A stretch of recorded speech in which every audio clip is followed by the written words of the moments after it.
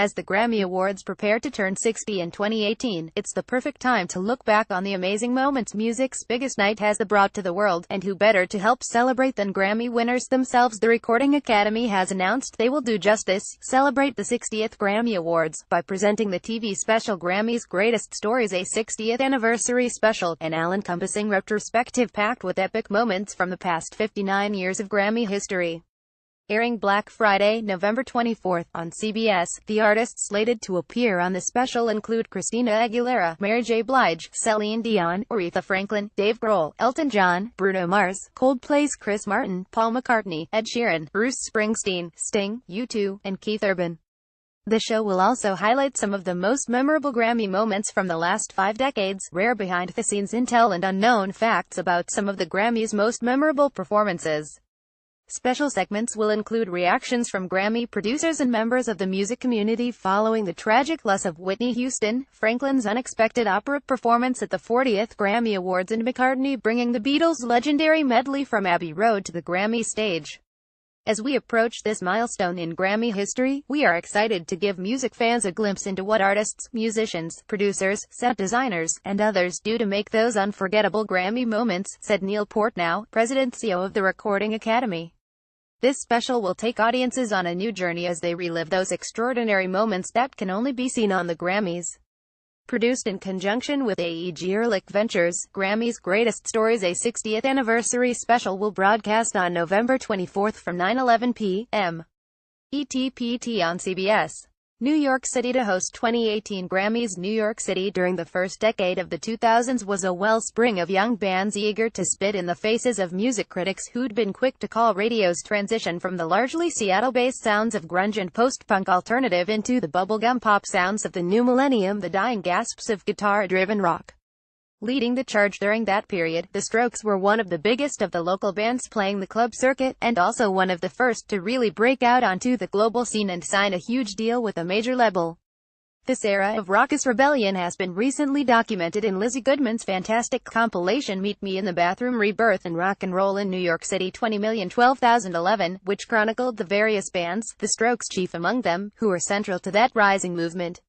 A new catalog of moments from that singular time will also arrive this October. Music photographer Cody Smith has compiled his best stories and photos from his years embedded with the Strokes into a forthcoming volume titled The Strokes: The First 10 Years. The book will be the first authorized visual record of the band's early years, and is being heralded as a peerless window into the group through the lens of a close friend who was there before it even began. The Strokes: The First 10 Years is due out on October 10th.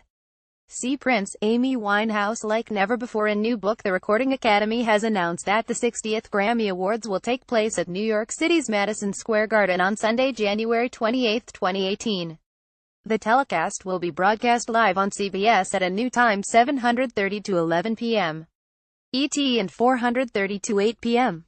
PT. The 60th Annual Grammy Awards will mark the 46th consecutive year that CBS will broadcast the show, and the network has a commitment in place to host it through 2026. Most recently, Madison Square Garden hosted the 45th Grammy Awards in 2003. Music's biggest night has been broadcast from Staples Center in Los Angeles for the past 14 years. New York City Mayor Bill de Blasio and his office have worked tirelessly on the Grammy telecast's return to Madison Square Garden, which is estimated to bring $200 million in economic benefit to the city. Playing host to the music industry's marquee awards show is a unique creative, artistic and economic boon to the rich cultural fabric of our city, said de Blasio. We welcome the Grammy Awards back to New York City with open arms, and we look forward to continuing to partner with a music industry that supports access and empowerment in the arts. MSG has been the site of many of the most legendary and enduring moments in music history, and we think the 2018 Grammys will be a perfect addition to that great legacy, said James L. Dolan, executive chairman, the Madison Square Garden Company. We are thankful to Mayor de Blasio and all of those who worked so hard to make this return possible. To announce the Grammys' return to New York, the Recording Academy worked with creative agency TBWA, Chiat Day, and director Spike Lee on a star-studded film, NY Stories.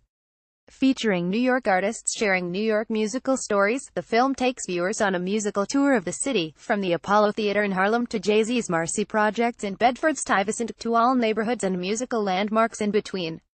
While we're best known for music's biggest night, we serve the music community year-round, and a large part of that community is alive and thriving in New York City and on the East Coast, said Recording Academy President C. O'Neill Portnow.